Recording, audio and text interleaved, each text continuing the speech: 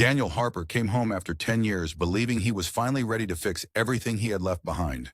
He had built a life far away, saved money, endured long nights, and told himself every sacrifice would be worth it the moment he walked back through that door. But the moment he arrived, something felt wrong. There were two bicycles outside his mother's house, small ones, and inside he heard laughter, children's laughter, the kind that belongs to a home that has not been empty for a very long time. When the door opened and his mother stood there, she smiled, but her eyes carried something heavier than joy, because inside that house were two children who would change everything Daniel thought he knew about his past, his choices, and the life he had been trying to rebuild. Hey, before we dive deeper, let us know in the comments where you're watching from. We'd love to hear from you, and don't forget to hit that subscribe button so you never miss any of our upcoming videos. Daniel stood at the gate longer than he expected. The house looked smaller, worn by time, the paint fading and the fence leaning slightly inward. It was still the same place he had left behind, but something about it felt different, like it had lived a life without him. He noticed the bicycles again, one blue and one red, placed carefully against the wall as if they belonged there. They were not temporary. They were part of the house now, and that realization stayed with him as he walked slowly to the front door, each step carrying a weight he did not fully understand yet. When Margaret opened the door, she froze for a moment, as if she had been holding her breath for years and did not know how to release it. Daniel stepped forward and embraced her, expecting warmth, comfort, relief. But what he felt instead was tension. She held him tightly, almost too tightly, as if she was trying to hold on to something that might slip away. He greeted her with a smile, trying to return to something familiar, but as he stepped inside, he immediately noticed the signs that this house was no longer what he remembered. Drawings covered the walls, backpacks sat in the corner, and small shoes were neatly placed by the door. These were not signs of visitors. These were signs of children who belonged. Daniel asked his mother a simple question, one that should have had a simple answer. Whose things are these?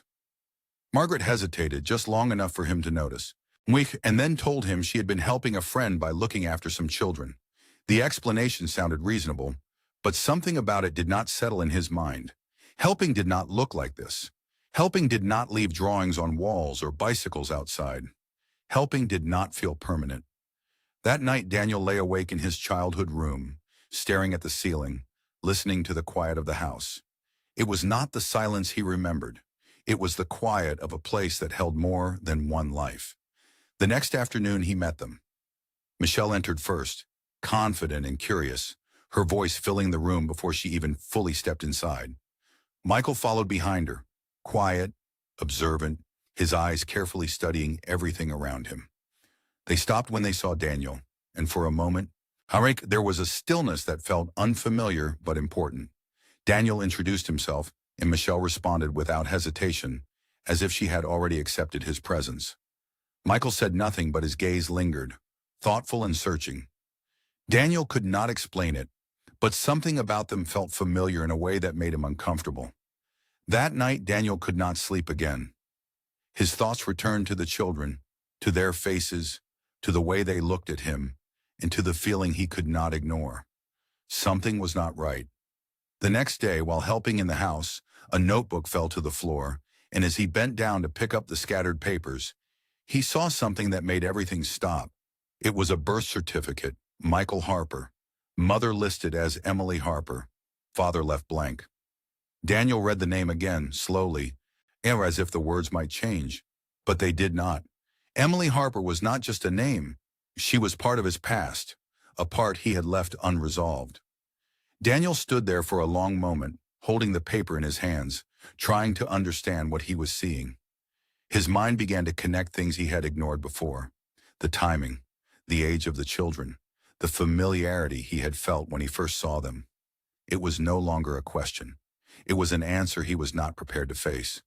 Those children were his, and everything he had believed about his life for the past 10 years began to shift. That evening, he said nothing. He sat at the table, listened to Michelle talk, watched Michael draw, and waited for the moment when the truth would finally be spoken. The following morning, Margaret did not leave for her usual routine. She sat at the table, quiet and still, as if she had already made a decision she could not take back. When Daniel entered the room, she asked him to sit down, and without hesitation he did. She placed a small metal box in front of him and told him everything he needed to understand was inside. Daniel opened the box slowly, aware that whatever he found there would change everything. Inside were 2 birth certificates, a photograph, and a letter. He picked up the letter first, unfolding it carefully, and began to read. The letter told a story Daniel had never been given the chance to hear. It described Emily arriving at the house years ago, pregnant, alone, and uncertain about what to do. It described the birth of the twins, the challenges that followed, and the decision Margaret made to raise them. It explained why she had not told him, not as an excuse, but as a choice she believed was necessary at the time. She wrote about the years that followed, the sacrifices she made, the things she gave up, and the truth she carried every day. By the time Daniel reached the end of the letter, his understanding of everything had changed. Daniel placed the letter on the table and sat quietly, processing what he had read. He realized that while he had been building a life elsewhere, something just as significant had been happening here, without him. He had missed moments he could never get back. He had been absent from lives that were his responsibility. Margaret looked at him, waiting, not expecting forgiveness, only understanding. When Daniel finally spoke, his voice was steady but heavy. He said he did not know how to feel, but he knew one thing clearly. He was not going to leave again. That afternoon, Margaret told the children the truth. She explained who Daniel was and why he had not been part of their lives before. She did not avoid the difficult parts or soften the reality. She spoke honestly, allowing them to process it in their own way. Michelle asked questions immediately, direct and clear, while Michael remained quiet, listening carefully. When Michelle asked if Daniel was going to leave again, he answered without hesitation, no. That answer mattered more than anything else he could have said. It was not just a response, it was a commitment. The days that followed were not easy. Daniel had to learn how to be present in a life he had not been part of. He did not try to force a connection or rush the process. Instead, he focused on showing up consistently, allowing trust to build gradually. Even Michelle challenged him, testing his answers and his intentions, while Michael observed quietly, forming his own conclusions. Daniel understood that trust could not be demanded. It had to be earned. And so he stayed, day after day, becoming part of their routine, not through words but through actions. One morning, Daniel accompanied Margaret to her small breakfast stand, watching her work and understanding for the first time the extent of what she had been doing all those years. He saw the effort, the discipline, and the quiet strength it took to maintain everything alone. That realization stayed with him, shaping the way he approached everything that followed. He began to take on responsibilities, not as an obligation, but as a necessary step in becoming part of the family he had been absent from. It was not about fixing everything at once. It was about being present. Over time, small moments began to matter more than anything else. Conversations at the dinner table became more natural. Walks to school became part of a routine. Michael started sharing more of his thoughts, often through his drawings, while Michelle continued to ask questions that required honest answers. These moments were not dramatic or significant in a traditional sense, but they represented something important. They showed progress. They showed that something was changing, not quickly, not perfectly, but steadily. One afternoon, Michelle fell from her bicycle and injured her knee. Daniel reacted immediately, helping her up and ensuring she was safe. It was a simple moment, but it carried meaning. Michelle allowed herself to rely on him without hesitation. Daniel responded without overthinking.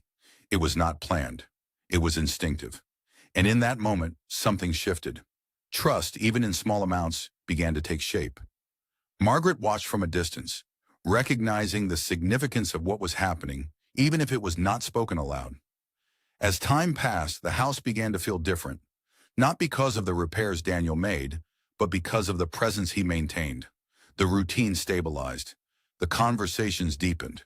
The tension that had existed at the beginning slowly gave way to something more balanced. Margaret no longer carried everything alone. Daniel did not try to replace the past. Instead, he focused on being part of the present. The children adjusted in their own ways, each responding differently, but both moving forward. One evening they sat together at the table, to sharing a meal without tension or hesitation. It was a simple moment, but it represented something important. It showed that despite everything that had been lost, something new had been created. Not a replacement for the past, but a continuation of it in a different form. Daniel looked around the table and understood that while he could not change what had happened, he could influence what came next. That realization became the foundation for everything he did moving forward. In the end, the story was not about what had been lost, but about what had been found. Daniel did not return to the same life he had left. He returned to something different, something more complex but also more meaningful. The house he had come back to fix was no longer just a structure. It was a place that held relationships, responsibilities, and opportunities for growth. And for the first time in a long time, Daniel understood that being present was more important than anything he had been trying to build elsewhere. Because sometimes the most important part of a story is not how it begins, but how it continues. And for Daniel, the story was not over. It had only just begun. Because sometimes the most important part of a story is not how it begins, but how it continues. And for Daniel, the story was not over. It had only just begun. The days that followed did not move quickly, and that was something Daniel had to learn to accept. He had spent years in an environment where progress was measured by speed, by how fast things could be built, fixed, or completed. But this was different.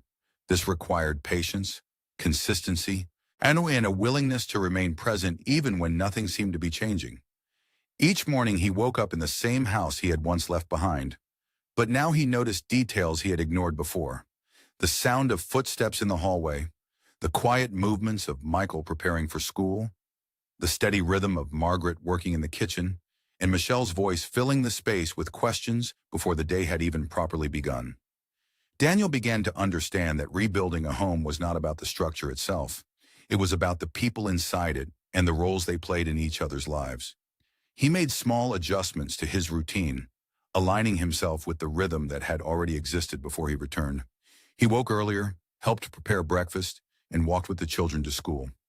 At first, the walks were quiet, especially with Michael, who preferred observation over conversation. Michelle, on the other hand, used that time to ask questions that often required thoughtful answers. She wanted to understand everything, not just about Daniel, but about the decisions that had shaped their lives. Daniel did not avoid those questions. Instead, he answered them honestly, even when the answers were difficult. Margaret watched these interactions carefully, not interfering, but always aware. She had spent years making decisions alone, carrying responsibilities without assistance, and now she had to adjust to sharing that responsibility. It was not easy for her. She had developed a system that worked, even if it came at a personal cost. Letting someone else into that system required trust, and trust, like everything else in that house, it had to be built over time. She began by allowing Daniel to take on small tasks, gradually increasing his involvement as she observed his consistency. It was not about control, it was about ensuring stability for the children, something she had prioritized above everything else for years. Daniel also began to address the practical aspects of the home. The repairs he had planned before arriving were no longer just about fulfilling a promise. They became part of a larger effort to create a stable environment. He worked on the roof, reinforced the fence, and fixed the small issues that had accumulated over time. But unlike his work abroad, where efficiency was the priority, here he worked with intention, often involving Michael, who showed a growing interest in understanding how things function. Daniel explained his process step by step, when allowing Michael to observe and ask questions, creating moments of connection that did not rely on forced conversation. Michelle's relationship with Daniel developed differently. She did not approach him with hesitation. Instead, she tested him. She asked direct questions, challenged his answers, and observed his reactions. It was her way of determining whether he was someone she could rely on. Daniel recognized this and did not respond defensively. He accepted her questions as part of the process, understanding that trust for her would come through consistency rather than reassurance. Over time, her tone shifted. The questions remained, but they carried less challenge and more curiosity, indicating a gradual change in how she viewed him. One afternoon, Daniel attended a school meeting at the request of one of the teachers. It was a routine meeting, But for Daniel, it represented something significant. It was his first time participating in a part of the children's lives that had previously existed without him. He listened as the teacher discussed Michael's attention to detail and Michelle's strong communication skills. He asked questions, not out of obligation, but out of genuine interest. When the meeting ended, he walked out of the school with a new understanding of their daily environment and the roles they played within it. It was another step in becoming present, not just physically, but actively. As the weeks passed, the structure of their lives became more defined. Morning routines, school schedules, evening meals, and quiet nights created a sense of stability that had been missing before. Margaret adjusted to this new dynamic, allowing herself to step back in certain areas, trusting Daniel to manage responsibilities she had once carried alone. It was not a sudden change. It happened gradually, through repeated actions that demonstrated reliability. For Margaret, this shift represented more than just shared responsibility. It represented a release from a burden she had carried for years. Daniel also took steps to address administrative matters that had been delayed. He worked on updating records, ensuring that his role in the children's lives was recognized formally where necessary. It was a process that required time and attention, but it was important. It provided a sense of structure and legitimacy to the changes that were taking place. It also reinforced his commitment, showing that his decision to stay was not temporary. It was a long-term choice, supported by actions rather than words. The relationship between Daniel and the children continued to evolve through everyday interactions. Shared meals became opportunities for conversation. Homework sessions provided moments for guidance and support. Walks home from school allowed for quiet reflection or open discussion, depending on the mood. These moments were not planned or structured, but they were consistent. They formed the foundation of a relationship that had not existed before, built gradually through presence and participation. One evening, during a quiet moment, Michael approached Daniel with a question about a drawing he was working on. It was a detailed sketch of a construction site with measurements and notes carefully added. Daniel reviewed it with him, offering suggestions and explaining certain aspects of the design. It was a technical discussion, but it carried emotional significance. It showed that Michael was beginning to seek Daniel's input, not out of obligation, but out of trust. For Daniel, it was a clear indication that progress was being made. Michelle's approach remained more expressive. She continued to ask questions, but they became less about testing and more about understanding. She shared details about her day, her interests, and her opinions, often expecting Daniel to engage fully in the conversation. He did, recognizing that her openness was a sign of growing acceptance. He responded with equal openness, creating a dynamic that allowed for mutual understanding rather than one-sided interaction. Margaret observed these changes with a sense of cautious relief. She did not expect perfection, nor did she seek to control the process. She understood that the relationships forming within the house were developing naturally, shaped by time and consistent effort. She allowed herself to step back, focusing on her health and adjusting her routine to accommodate the support Daniel provided. It was a significant shift for her, but one that brought a sense of balance she had not experienced in years. As time continued, the house itself became a reflection of the changes within it. The repairs were completed, the structure reinforced, and the environment stabilized. But more importantly, the atmosphere shifted. The tension that had once been present was replaced by a sense of calm. Conversations flowed more easily, routines felt established, and the uncertainty that had defined the early days of Daniel's return gradually diminished. One afternoon, as Daniel stood outside looking at the house, he noticed the bicycles again. They were still there, unchanged, but his perspective had shifted. They no longer represented confusion or uncertainty. They represented something else entirely. They were a reminder of the life that had existed before he returned and the role he now played within it. He adjusted one of the chains, ensuring it was secure, and stepped back, observing the result. It was a small action, but it carried meaning. It was part of a larger pattern of involvement, one that extended beyond physical repairs. That evening, the family gathered for dinner as they had many times before, but this time there was a noticeable difference. The conversation was balanced, the interactions natural, and the atmosphere stable. Margaret prepared the meal, Daniel assisted where needed, Michelle contributed to the conversation, and Michael participated in his own way, offering input when he felt it was necessary. It was a simple scene, but it represented a level of cohesion that had not existed before. As the night settled, the house grew quiet. Each person moved through their routine, preparing for the next day. Daniel walked through the hallway, pausing briefly as he listened to the sounds of the house. It was not the silence he remembered from years ago. It was a quiet that held presence, a quiet that reflected a shared space rather than isolation. He continued to his room, reflecting on the path that had brought him back and the changes that had followed. Daniel understood that while he could not change the past, he had the ability to influence the future. His role was not to replace what had been lost, but to contribute to what was being built now. That understanding shaped his actions, guiding his decisions and reinforcing his commitment. He no longer viewed his return as a temporary visit or a corrective action. It was a continuation of a story that required his presence. In the weeks that followed, the pattern remained consistent. Daily routines, shared responsibilities, and ongoing interactions reinforced the stability that had been established. The relationships within the house continued to develop, shaped by time and experience rather than expectation. Margaret's health improved as she adjusted her workload, Daniel maintained his involvement, and the children adapted to the new dynamic with increasing confidence. One evening, as they sat together, Michelle asked a question that reflected the changes that had taken place. She did not ask whether Daniel would leave again. Instead, she asked about the future, about plans, about what they would do next.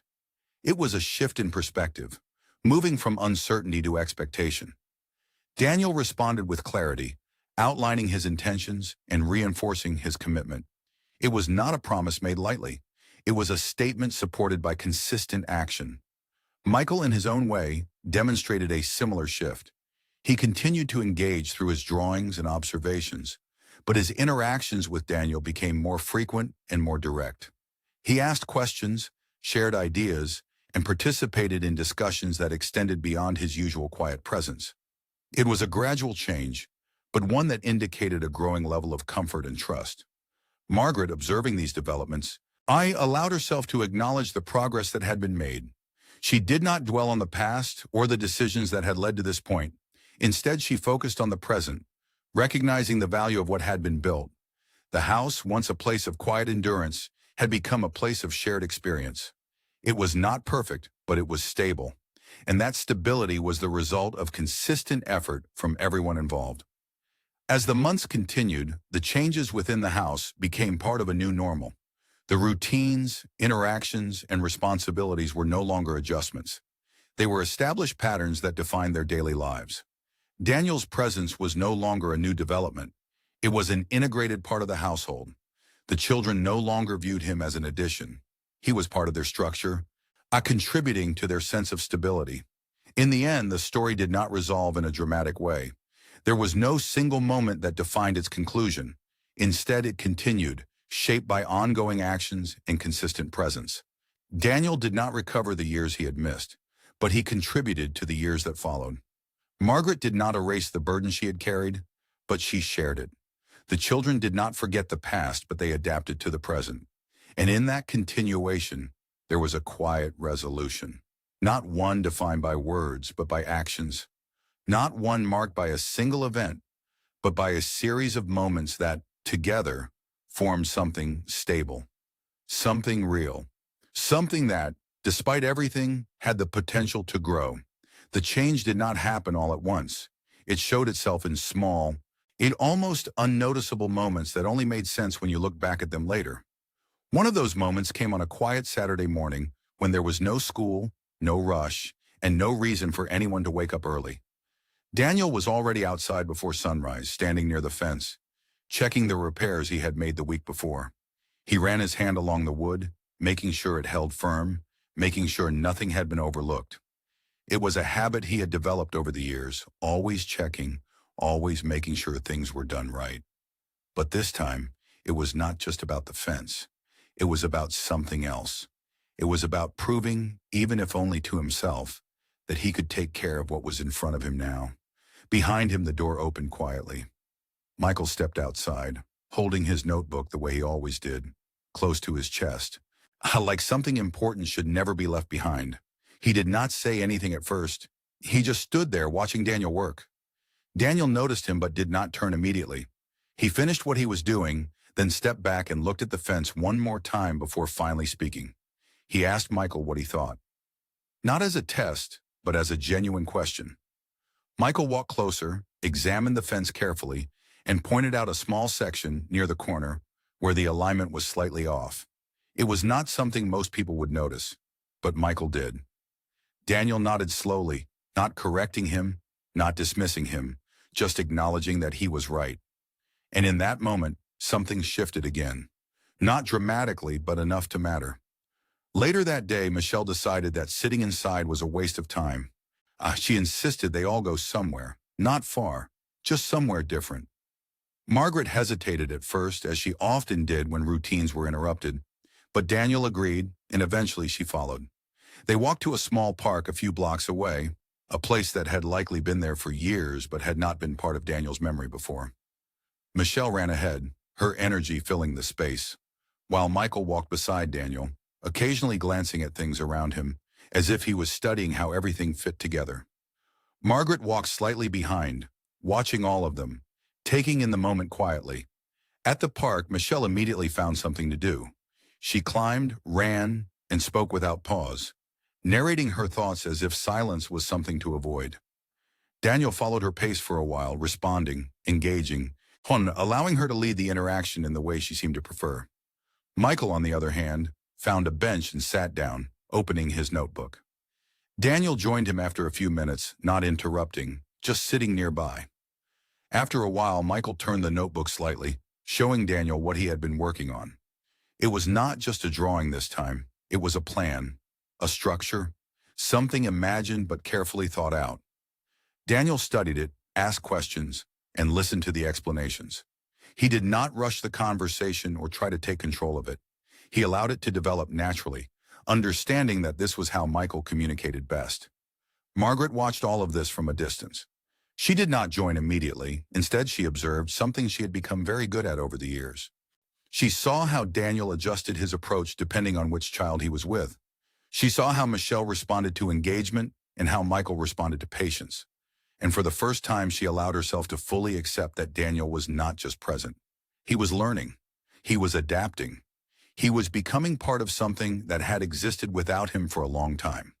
That realization did not erase the past, but it made the present feel more stable. As the weeks continued, there were still moments that tested the balance they were building. One evening, Michelle became frustrated during homework.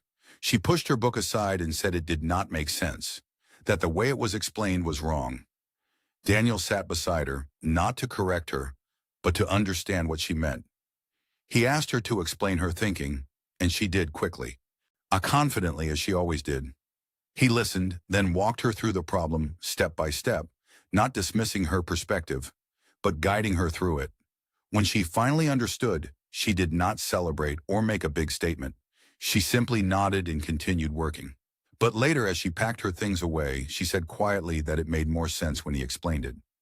It was a small comment, but it carried weight. Michael's progress was quieter. He did not express his thoughts openly, but his actions began to show change. He started leaving his notebook on the table instead of carrying it everywhere. He asked more questions, not frequently, but more than before. One evening, he asked Daniel how buildings were designed before they were built. It was not a simple question, and Daniel treated it as such. He explained the process, the planning, the adjustments, the importance of getting things right before anything was constructed. Michael listened carefully, absorbing every detail, and then, without saying much, he returned to his drawing and began making changes based on what he had learned. Margaret's role in all of this continued to shift. She still maintained her routines, still ensured everything was in order, but she no longer carried everything alone. She allowed Daniel to take responsibility where it was needed, and over time, that trust became more natural. She also began to focus more on her own well-being, something she had neglected for years. Daniel ensured she attended her medical appointments, took her medication consistently, and adjusted her workload so it did not take as much from her physically. It was not a dramatic change, but it was important. One evening after the children had gone to bed, Margaret and Daniel sat in the kitchen, the same place where so many important conversations had taken place. The house was quiet, but it did not feel empty. Margaret spoke first, not about the past, but about the present. She acknowledged the changes she had seen, not in words filled with emotion, but in a simple, direct way that reflected her nature. Daniel listened, understanding that this was not a moment for explanation or defense. It was a moment of recognition, and for both of them, it marked another step forward. The following days continued in the same pattern, steady and consistent. There were no sudden changes, no dramatic shifts, just a gradual strengthening of what had already begun. The routines held, the conversations continued, and the sense of stability deepened. Daniel no longer felt like someone who had returned temporarily. He felt like someone who belonged, not because of what he said, but because of what he did every day. And in that continuation, the story moved forward, not with a single defining moment, but with a series of small ones that, together, created something lasting. Something that could not replace the past, but could build something meaningful in its place. As time moved forward, the changes inside the house became less noticeable on the surface, but stronger underneath. What once felt unfamiliar had slowly turned into routine, and what once felt uncertain had become something steady. Daniel no longer had to think about where he fit in the house. He knew, not because anyone had told him, but because of the way each day unfolded. He woke up with purpose, not out of habit, but because there were people who depended on him being present. That understanding shaped everything he did, from the smallest tasks to the larger decisions he now had to make. One morning, Daniel sat at the table earlier than usual, reviewing a set of papers he had been working on the night before. They were documents related to formalizing certain responsibilities, making sure everything that had been uncertain before was now clearly defined. Margaret watched him from across the room, not asking questions immediately, but aware that something important was taking shape. When she finally spoke, her tone was calm, but direct. She asked him what he was working on. Daniel explained that he wanted to make sure everything was properly arranged, not just for now, but for the future. When he spoke about stability, about making sure the children would not have to face uncertainty again. Margaret listened carefully, and when he finished, she nodded. She did not add anything more, but her silence carried approval. Later that day, Daniel visited the school again, this time not for a meeting, but to complete the remaining steps that would connect his name to responsibilities he had already taken on in practice. It was a process that required patience, documentation, and attention to detail. He answered questions, provided information, and ensured that everything was accurate. It was not emotional work, but it carried emotional weight. It represented a shift from intention to action, from presence to responsibility. When he left the school, there was no dramatic moment, no announcement, just a quiet sense that something had been completed. At home, the children continued their routines, but their interactions with Daniel reflected the progress that had been made. Michelle no longer questioned his presence in the same way. Her conversations became more open, less guarded. She shared stories about school, about her opinions on different subjects, and about the things she was trying to understand. Daniel responded with the same level of engagement, not dismissing her thoughts but expanding on them, encouraging her to think further. It was a different kind of connection, one built on communication and mutual respect. Michael's development remained more subtle. He still preferred quiet, still spent time drawing and observing, but his actions showed change. He began to approach Daniel with questions more often, sometimes about practical things, sometimes about ideas he was working through in his own way. One evening, he asked Daniel how to make something stronger without making it heavier. It was a simple question, but it carried depth. Daniel explained the concept carefully, using examples that Michael could visualize. The conversation lasted longer than expected, not because it needed to, but because neither of them rushed it. And when it ended, Michael returned to his drawing with a different level of focus. Margaret's routine also continued to shift, not because she was stepping away from responsibility, but because she was no longer carrying all of it alone. She adjusted her work schedule, allowing herself time to rest in ways she had not before. Daniel supported those changes without making them feel forced. And he understood that for Margaret, Letting go of control was not easy, but he also understood that it was necessary. Over time, she accepted that support more naturally, not as something temporary, but as part of a new structure that had formed. One afternoon, the family decided to revisit the park they had gone to weeks earlier. It was not a planned event, but something that happened naturally as the day unfolded. The walk there felt different this time. It was no longer unfamiliar or uncertain. It was part of a routine that had developed over time. Michelle walked ahead as usual, her energy unchanged, while Michael stayed closer, occasionally pointing out details that others might have missed. Daniel walked between them, responding when needed, listening when it mattered.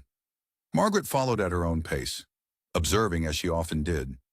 At the park, the interactions were more relaxed, less defined by the need to understand each other and more by the comfort of simply being together. Michelle continued to speak openly, sharing her thoughts without hesitation. Michael worked on another drawing, occasionally showing Daniel parts of it without needing to explain everything. Daniel responded in ways that matched their approaches, not trying to change how they expressed themselves, but supporting it. Margaret watched from a distance again, but this time, her observation carried a different feeling. It was no longer about assessing or adjusting. It was about appreciating what had developed. As the evening approached, they returned home, and the routine continued. Dinner was prepared, conversations flowed, and the day ended without conflict or uncertainty. It was not a perfect day, but it was stable, and that stability had become something they could rely on. Daniel understood that this was what mattered most, not dramatic changes or significant moments, but consistency, the ability to maintain what had been built, to continue showing up, and to ensure that what had been established would not be lost. In the following weeks, that consistency remained. The routines held, the responsibilities were shared, and the relationships continued to strengthen. There were still challenges, still moments that required patience and understanding, but they were no longer defining the experience. They were part of it, managed through communication and effort.